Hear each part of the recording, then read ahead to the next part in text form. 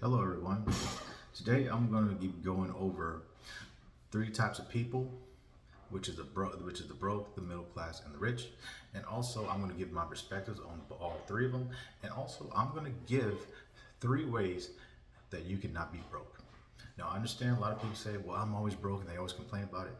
This is if you would listen to what I say and follow these instructions, you will learn and hopefully have a positive mindset.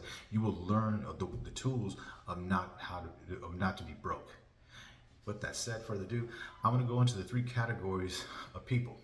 This is the broke, the poor and the broke, the middle class, and the rich and the wealthy. Based on what that says, I'm going to start with the broke and the poor and the broke. Majority of the poor and the broke, they do one thing: they get a job, and when they get that job, they get a paycheck, whether every 2 weeks or whatever, so every week. As soon as they get the paycheck, they get the money for their children, or the major thing is they pay their rent on time, and then any money left over, they use that money, they blow the money, and they spend that money within 3 days, and then even before the pay period starts again, they're already broke. That is the poor.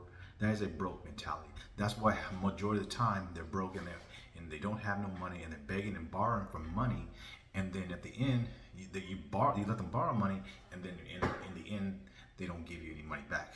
So that's an endless cycle of insanity, and unfortunately there are a lot of people out there that are like that, who just live paycheck to paycheck, who don't save any money, and that's why they're broke. That's a perspective. Okay, now I'm gonna go over the middle class. The middle class is a little bit similar, but also different. Majority of the middle class, they have a mortgage, and they also have a decent car, and they also have a few assets, maybe a nice 401k, maybe things. And also they make sure that when they do get paid, they set aside some money for themselves and their family, and they also make sure that they pay their mortgage on time, their car note, and etc. Make sure they put their kids in a good school and put their kids in recreation or wherever they want to. So they make sure they have money for they can have it for their children or other things, for they can live a nice life. That's the majority, and they stay within their means, and they really don't go outside those means, and which is very understandable. Now I'm going to give you the rich and the wealthy. Now the rich and the wealthy are a little bit different. Their mindset is totally different. They're the ones going out there taking the risk. They're the ones that go out there. They not just save money, they invest money, and they also go out there and they get a small business loan, that maybe $20,000 or $50,000, and then they turn around and they buy property, they buy commercial property, and they go and they bring it out to people, and they create cash flow.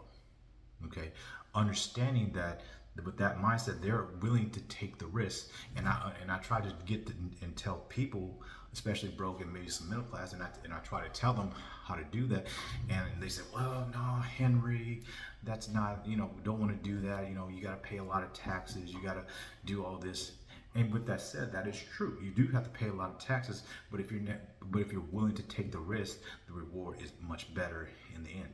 And I spoke to a lot of broke people, and I said, "Why do you live this way?" He said, "Well, Henry, you gotta understand." He goes, "You're not gonna live forever. The money, you can't take the money with you," and that's understandable. But the thing is, this is the rich. This is between the poor, how the poor handle their money, and how the rich handle their money. A poor person spends their money, and their money's gone by Saturday night. A rich person, they also invest for 4 generations ahead, for their children and their children's children, which is a good perspective to have. With that said, I'm now going to go over 3 ways of not to be broke.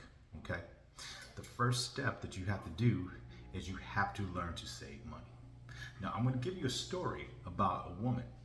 Now, this is get me wrong. I'm going to tell you an era. This is in the 1990s. That when there's a man, we came up to our porch, and we were growing up in the 90s. I was a little bit younger, and so he would tell us about his grandmother. She was a good woman. She saved $10 to $15 every single pay period, which back in the day was hard to do because of the cost of living back then. But she still managed to save $15 to $10 every single pay period. The thing is, she did that for 30 years, and within 30 years, she saved about $60,000. And I asked him, what did she do with that money? And she said, and he said, she bought a house with that money. Don't get me wrong, you could buy a nice house with $60,000 back in the mid-90s, but you can't do that today. Well, you can do that today, but you're going to have to put a lot more work into it. With that said, a lot of times, I try to tell people every single pay period, if you can have a goal to have at least $300 of accessible cash, just in case something happens, or have a goal, maybe do 1,000 or whatever you have in your budget, because not everybody can save money. It's understandable, but because also not everybody's situation is a lot different. Some people have children, some people have a wife, some people have 8 or 4 or 5 kids, which is understandable. But still, if you can put money aside, then that would be good. I had a friend, I tried to tell him to save money, and he would come to me because he bought a car cash, which is understandable. And he had his car, and then his car would break down, and he'd come to me and ask me for it. And I said, brother, I can't help you right now. I said, and so he finally got the car fixed, and I told him, I said, you need to save some money just in case the car breaks down again, because the car's not going to fix itself. And within 2 months, he came back to me and said his car was broke down again. I'm like, okay. I said, well, how much is it? And he said $800. I said, brother, I can't help you. But I try to tell people to save money. If you don't save money, you won't have money. And he had to go beg and borrow from his family or whoever just to get the $800 to get the car fixed. Long story short, he never saved money, and the car eventually tanked. So what I'm trying to tell you is this, that it is very important that you save money, because if you don't save money, then you will not be able to handle the difficulties in life. Understand, if you don't save money, that one or two things happen. One, you could possibly lose your job. That's understandable. Two, there's also, you can lose a loved one, you can get a divorce. Life does happen, and you have to understand that, because nobody prepares for the worst in life. It just happens. And if you don't have money, you be jumping through hoops, and pretty much a lot of things are not cheap. To get a car fixed, to do anything, even if your children get hurt or injured, you have to, a lot of times people don't have insurance, and then they have to pay a copay or they have to pay medical bills. It's understandable. And with that said, we're going to lead you to the next one, which is also get a second source of income, which is get a second job. Now, I understand a lot of people can't do that because they said, well, Henry, I just worked a 8 to 10 hour shift, and you want me to come home and get a second job? You have to look at all the resources out there. One, people are on their phones, people use their computers, and you can also do some work online, and where you can be there, maybe do a call center or things of that nature, for you can still be at home with your children and still have that second job.